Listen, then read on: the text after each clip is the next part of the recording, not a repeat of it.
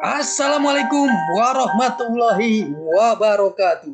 Salam sejahtera untuk kita semua. Apa kabarnya rekan-rekan mahasiswa, mahasiswi Universitas Dian Nusantara? Saya doakan semuanya dalam keadaan sehat walafiat.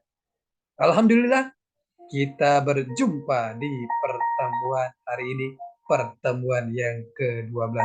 Tidak terasa sudah sampai pertemuan yang ke-12. Mudah-mudahan Allah Subhanahu wa taala, Tuhan Yang Maha Esa, memberi kita keberkahan kesehatan sehingga kita bisa menyelesaikan mata kuliah ini dengan lancar dan sukses. Rekan-rekan semuanya, sebelum kita memulai proses belajar mengajar ini, alangkah baiknya kita sama-sama berdoa agar perjalanan proses belajar mengajar ini berjalan dengan sukses dan lancar. Berdoa menurut keyakinan dan kepercayaan masing-masing. Berdoa dimulai.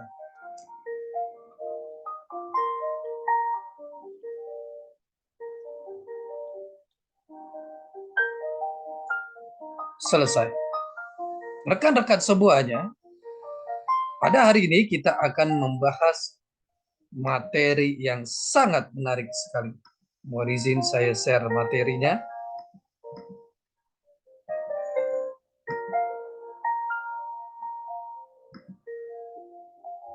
Kita akan membahas mengenai perwujudan Kepulauan Nusantara sebagai satu kesatuan ekonomi. Ini materi yang sangat menarik sekali.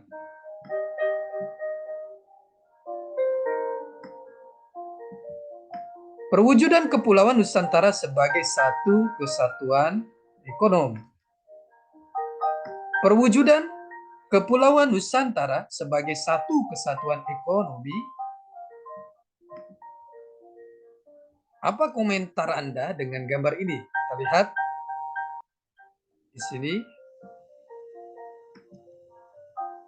Indonesia memiliki sebutan Nusantara. Mengapa demikian?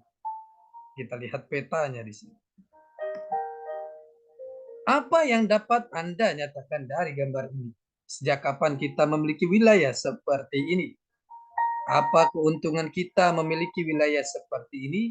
Apa potensi ancamannya? Dan sekarang ini disebut negara maritim. Apa artinya?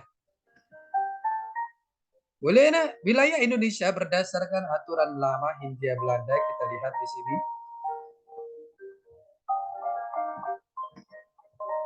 Pulau ada berapa? Batas wilayah, darat, laut, udara. Kita lihat di sini. Batasnya 200 mil laut bebas. Kita lihat di sini. Insinyur Soekarno. Maka manakah yang dinamakan tanah tumpah darah kita? Tanah air kita menurut geopolitik, maka Indonesia lah tanah air kita. Indonesia yang bulat, bukan Jawa saja, bukan Sumatera saja, atau Borneo saja, atau Celebes saja, atau Ambon saja, atau Maluku saja. Tetapi segenap kepulauan yang ditunjuk oleh Allah Subhanahu wa taala menjadi satu kesatuan antara dua benua dan dua samudra. Itulah tanah air kita. 1 Juni 1945. Wawasan Nusantara. Apakah arti, hakikat, dan kedudukan dari wawasan Nusantara atau WANUS bagi bangsa Indonesia? Mengapa muncul latar belakang konsep wawasan Nusantara? Apa unsur dasar dan perwujudan wawasan Nusantara? Apa tujuan dan manfaat dari adanya konsep wawasan Nusantara? Dan apa hubungan antara wawasan Nusantara dengan otonomi daerah di Indonesia? Wawasan Nusantara merupakan wawasan nasional outlook-nya bangsa Indonesia sebagai wawasan dalam penyelenggaraan pembangunan nasional untuk mencapai tujuan. Wawasan Nusantara berasal dari kata wawasan dan Nusantara. Wawasan artinya pandangan, tinjauan, penglihatan, tanggap indrawi, Nusantara artinya kesatuan kepulauan yang terletak antara dua benua dan dua samudra. Wawasan Nusantara adalah cara pandang bangsa Indonesia mengenai diri dan tanah airnya atau lingkungan sebagai negara bangsa dengan semua aspek kehidupan yang beragam. Diri yang dimaksud adalah diri bangsa Indonesia sendiri serta Nusantara sebagai lingkungan tempat tinggalnya. Hakikat dan kedudukan. Pengertian dimaksud belum menjawab apa itu wawasan Nusantara dalam hakikatnya. Kita memandang diri bangsa Indonesia beserta Nusantara sebagai lingkungannya itu sebagai apa? Jawaban akan hal itu adalah hakikat dari wawasan Nusantara. Kita memandang bangsa Indonesia dengan Nusantaranya merupakan satu kesatuan. Jadi hakikat wawasan Nusantara adalah keutuhan bangsa dan kesatuan wilayah nasional. Dengan kata lain, hakikat wawasan Nusantara adalah persatuan bangsa dan kesatuan wilayah. Wawasan Nusantara berkedudukan sebagai visi bangsa dalam paradigma nasional. Visi adalah keadaan atau rumusan umum mengenai keadaan yang diinginkan.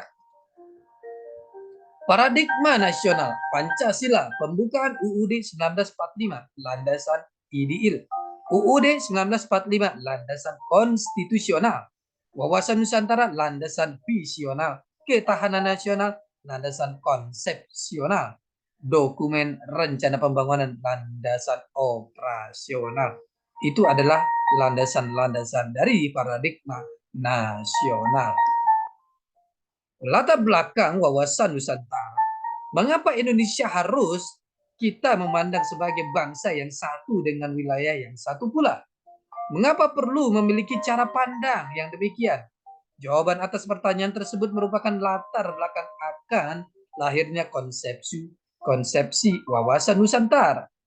Latar belakang atau faktor-faktor yang mempengaruhi tumbuhnya konsepsi wawasan Nusantara adalah aspek historis atau sejarah, aspek geografis dan sosial budaya, aspek geopolitis dan kepentingan nasional. Dari segi sejarah, bangsa Indonesia menginginkan menjadi bangsa yang bersatu dengan wilayah yang utuh karena dua hal, yaitu kita pernah mengalami kehidupan sebagai bangsa yang terjajah dan terpecah. Kita pernah mengalami memiliki wilayah yang terpisah. Penjajahan menciptakan perpecahan dalam diri bangsa Indonesia. Politik pecah belah penjajah terhadap bangsa Indonesia dikenal dengan politik divide et impera.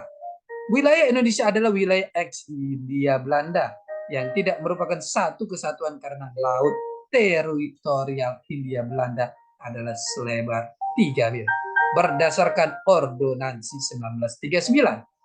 Untuk keluar dari keadaan penjajah membutuhkan semangat kebangsaan yang melahirkan visi sebagai bangsa yang bersatu. Perjuangan bangsa Indonesia yang akhirnya bertitik puncak pada proklamasi kemerdekaan bangsa Indonesia 17 Agustus 1945. Upaya menjadikan wilayah sebagai satu kesatuan adalah mengganti Ordonansi 1939 dengan Deklarasi Juanda 1957. Deklarasi Juanda tanggal 13 Desember 1957 melahirkan konsepsi wawasan Nusantara di mana laut tidak lagi sebagai pemisah tetapi sebagai penghubung.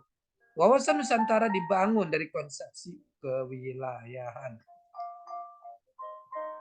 Isi Deklarasi Juanda bahwa segala perairan di sekitar, di antara, dan yang menghubungkan pulau-pulau yang termasuk negara Indonesia dengan tidak memandang luas atau lebarnya adalah bagian-bagian yang wajar daripada wilayah daratan negara Indonesia, dan dengan demikian bagian daripada perairan pedalaman atau nasional yang berada di bawah kedaulatan mutlak negara Indonesia.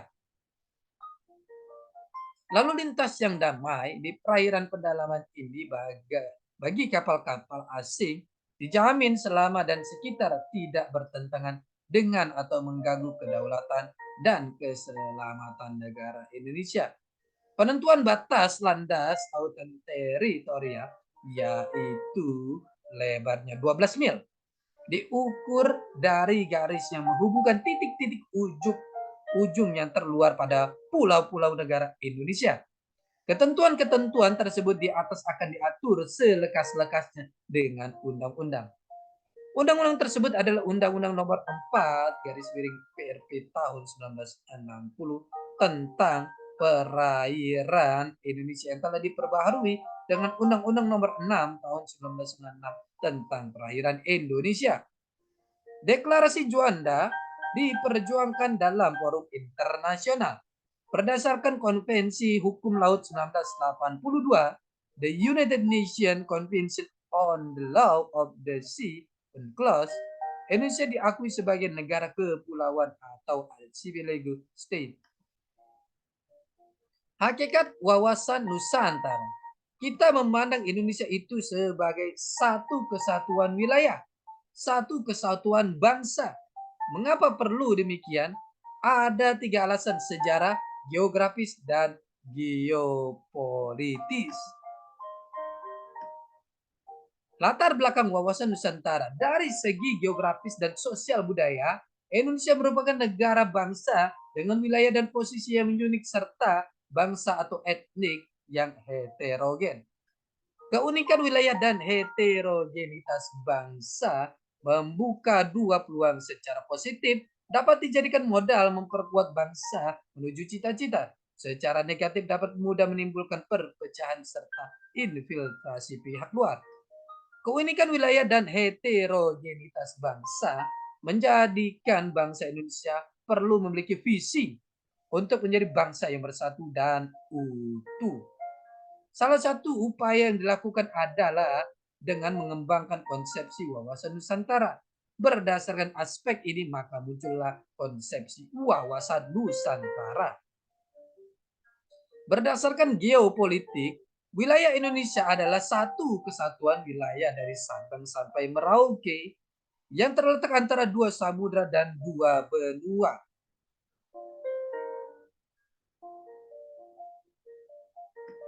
Wilayah tanah air membentuk semangat dan wawasan kebangsaan, yaitu sebagai bangsa yang bersatu.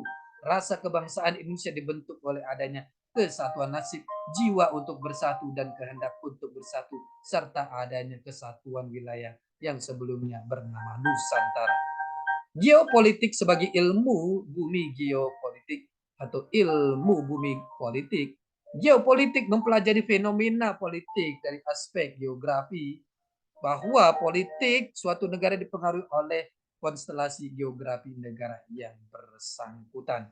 Rekan-rekan semuanya, ini adalah pertemuan kita yang ke-12. Kita akan berjumpa di pertemuan-pertemuan selanjutnya. Tetap semangat untuk belajar, untuk mencapai kesuksesan. Salam sehat selalu. Assalamualaikum warahmatullahi wabarakatuh.